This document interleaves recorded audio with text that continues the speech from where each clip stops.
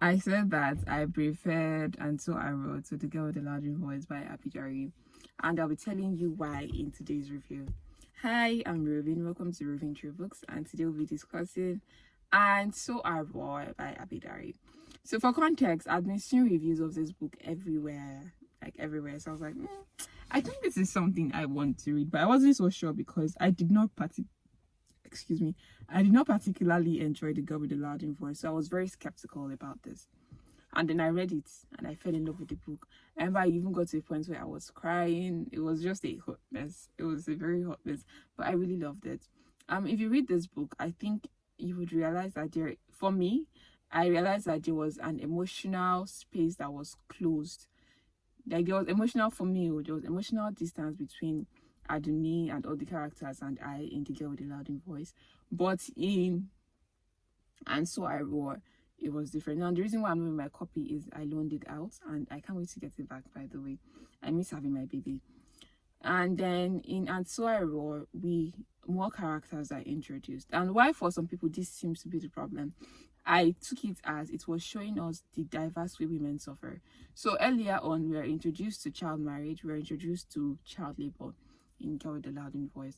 But now we see that beyond that, there are many more ways that women suffer. Women suffer beyond child marriage and child labor. Women are subjected to horrors as painful as female genital mutilation in today. Like, as of today that I'm speaking, this is something that people are still dealing with. Like, people are currently having their genitals being mutilated. That's what I mean.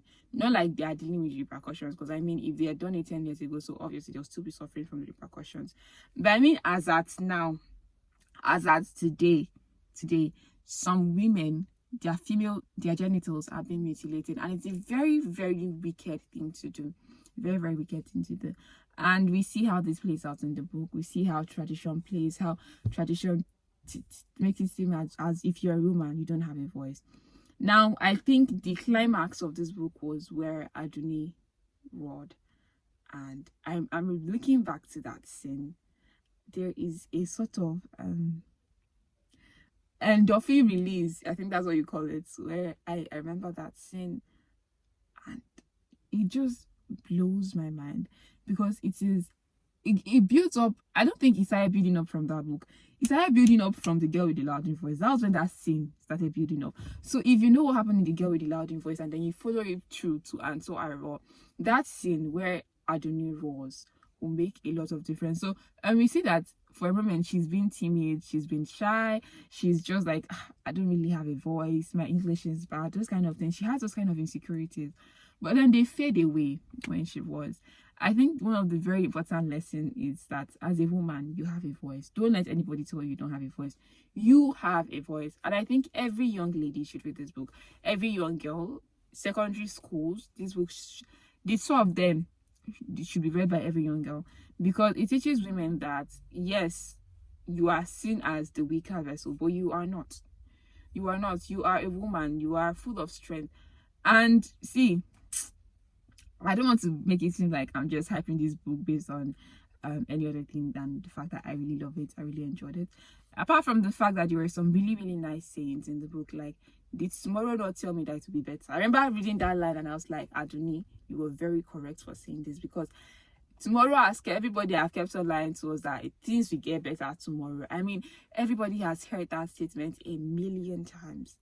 But let's be very honest with ourselves. Have things gotten better?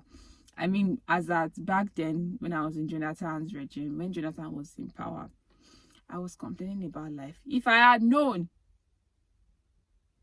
that this is what it was going to turn to, I would have accepted my life like that.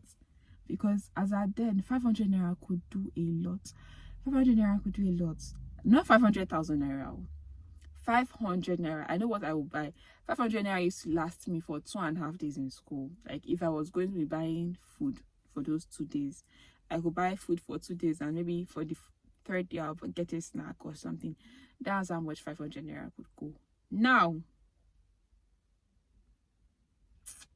1,000 naira doesn't. What am I saying? They'll give you 2,000 naira. You can't use it for 3 days.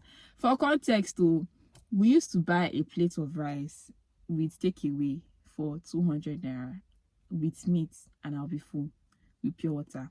I think even pure water then was for free then. So plate of rice, I'm not joking, you guys, plate of rice 200 naira, but that's beside the point. Another thing I'll talk about is that we know more of Miss Tia now. So I was wondering initially, why did Miss Tia take such a liking to Adunni? Because there are other housemates in the association, in that estate. There are other housemates there, but they did not catch Miss Tia's attention as much as Adunni did. And I know that yes, Adunni is the hero of the story, but there had to be a why. And when I learned the why, I am surprised. I was wondering, how did Abi Dare keep that kind of secret away from us? But it played out well. It played out well because it showed us the emotional depth of Miss Tia. People generally perceive people like Miss Tia to be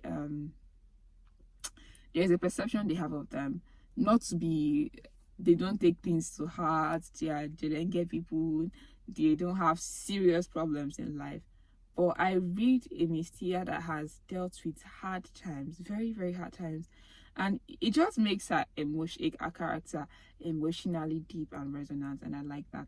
Now another character I'll briefly discuss is Zainab, and the reason why I'll discuss Zainab is she had a very short airtime in the book, and by short airtime I mean she didn't like stay for long, but her impact was felt. And I began to think, this is, I'm trying to not give spoilers for people who have not read the book, so it's a little bit difficult because there is a scene I want to talk about, but I don't know how to talk about it without giving spoilers, so I'll probably just keep it. But Zainab is a very courageous character, and I think this is something parents should try to instill in their children. The fact that they can have their own say and say it confidently. If you have your own point, say it confidently. Don't let anybody shut you up. Don't let anybody tell you, oh, you're a child, you don't know anything. If you do know something, speak up, say it. And if they're not hearing you, increase your voice and do what? And roar. Roar. I mean, for situations as dire as your life is about to get changed, don't keep quiet. Let people know. Let's social media now, in as much as there are a lot of bad effects, there are also the positive side of social media. Let people hear you. Use your voice. Use your voice.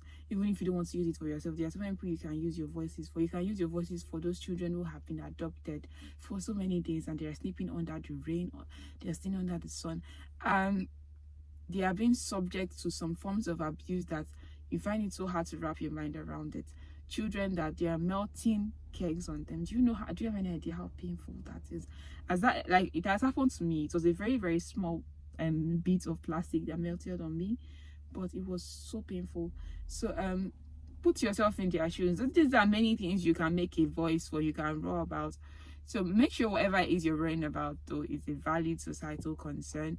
Try as much as possible to verify your sources, because in as much as you are making a stand for yourself, let it be a genuine stand. Don't let it be something based on fraudulent causes. And So I Roar is a must read for every young girl. For every young girl has to read And So I Roar. And that's where I wrap this up. Bye guys. See you later.